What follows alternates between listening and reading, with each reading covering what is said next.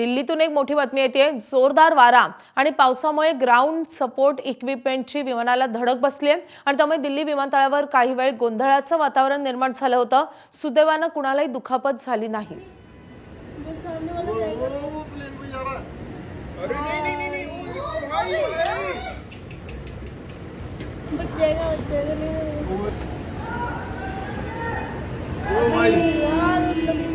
तर नवी दिल्लीमध्ये मुसळधार पाऊस झालेला आहे। वादळी वाऱ्यामुळे विमानाचे नुकसान झालेलं आहे।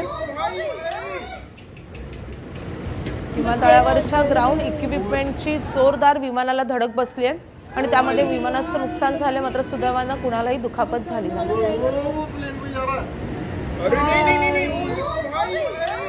तर या घटनेमध्ये एअर इंडियाच्या 3 विमानांचं नुकसान झाल्याची माहिती मिळते। नवी दिल्ली विमानतळावरची दृश्य आहेत। इतका जोराचा वारा होता की त्या वाऱ्यामुळे हे इक्विपमेंट जाऊन विमानाला धडकलेलं आहे।